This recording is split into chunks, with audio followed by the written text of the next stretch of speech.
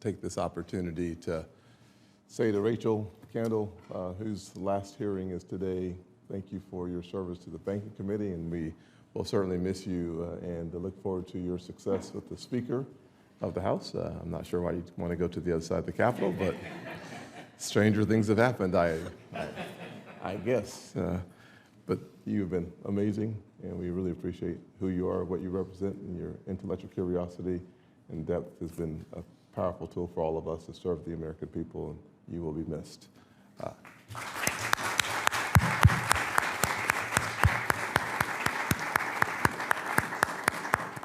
Senator Ricketts.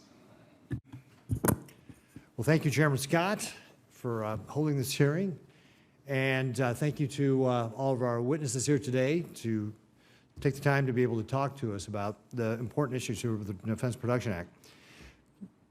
Communist China poses the single greatest threat to our country outside in the international forum. It's a threat to our nation economically, militarily, and we remain too reliant right now on Communist China for essential inputs. We've seen what happens when the CCP decides to weaponize its control over key supply chains, cutting off exports, manipulating markets, and using state-owned enterprises to undercut American producers. This is a vulnerability that we cannot afford. And Rush, I know you and I have had this conversation many times. I just spoke with Secretary Rubio yesterday in a hearing about what Communist China could do as far as an energy blockade of Taiwan, and we were also then discussing mineral supply chains around the world. If we're serious about winning in this era of strategic competition, then we need to use every tool available to rebuild our domestic capabilities and reduce our reliance on Communist China. So, Ms. Lyon, how much of your company's project's timeline were consumed with federal permitting process, and how does that affect your ability to scale quickly in response to national security needs? Thank you, Senator, for the question. Great question. Overall, what will be our 18-year time frame from identifying these minerals to getting them out of the ground, should everything stay on track, over 9 years, about 9 years, was absorbed by the permitting process, which represents about a $400 million investment in total by the company. So about 9 years. Yes, sir. Yeah. So, Mr. Doshi, so if there were to be a conflict with China over Taiwan, how long do you think that would last? I mean, just ballpark, I know it's a very hypothetical question, but is it going to last 9 years long? Well, Senator, we need to move faster than 9 years. Yeah, that would be what my take on it would be too. Ms. Lyon, do you believe current permitting timelines are compatible with the urgency of reducing our reliance on Communist China for critical minerals like cobalt or antimony? No, sir. And just to put it in perspective as well, your time frame, when I was governor of Nebraska, we were trying to raise a levee around Offutt Air Force Base and STRATCOM.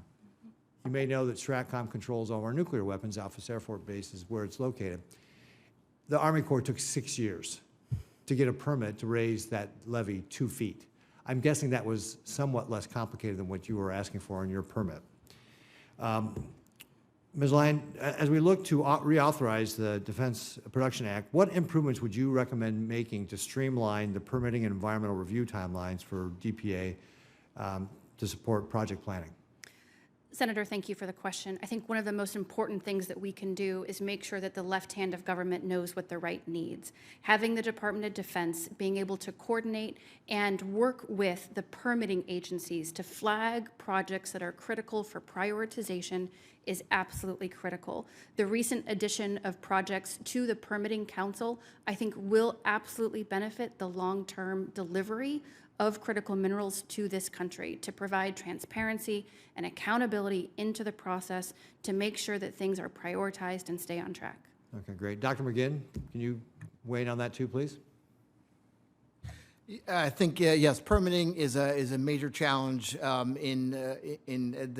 you outlined and Ms. Lyon did, and I think that would be a critical a point of reform that you could get through. You don't need to use the DPA reauthorization to do that, but it is really hindering our ability to build and rebuild critical mineral kind of capacity in the United States. Great, thanks. Well, the DPA is a powerful tool, but like any tool, it can be misused or exploited if it's not properly guarded. It makes little sense for the U.S. to pour federal taxpayer dollars into shoring up our supply chains, only to have those funds ultimately benefit our adversaries. Dr. McGinn, how does the DPA currently adequately prevent companies with ownership ties to foreign adversaries from receiving funding or contracts under the Act?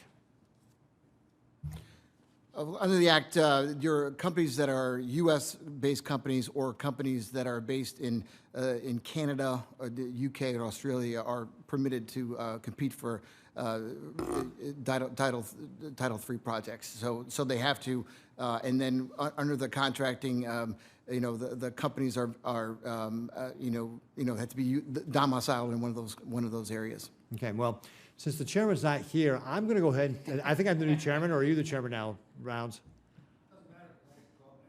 You're next, okay, great. So I'm going to go ahead and take a couple extra minutes here then.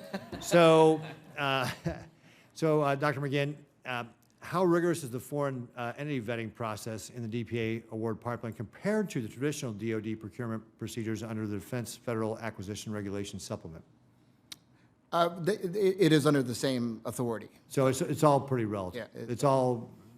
That's correct. It's It's distinct from like a CFIUS, which is for a review of a transaction when they specifically look at ownership kind of, but all the standard the DFARS rules that you cite would go for Title III projects. All right, so you think it's sufficient as it is. Is that accurate? I haven't seen any evidence to point me that it's not. Mr. Brown, can you weigh in on that too, as far as making sure our foreign adversaries don't benefit from our taxpayer dollars? Do we have sufficient safeguards here? Yeah, and so to Ms. Lyons' point earlier to your questioning about the right hand and the left hand, the Congress authorized an entity called the Defense Production Act Committee specifically so that the left hand and the right hand could negotiate and discuss about these issues.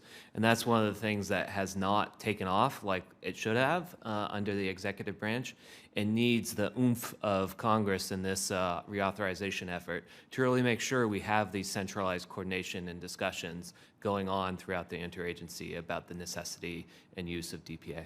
Okay, great. Thank you very much. Mr. Rounds. Oh, well, I was going to say, Ranking Member, have you already asked your questions? Okay. Okay, great. Thank you. First of all,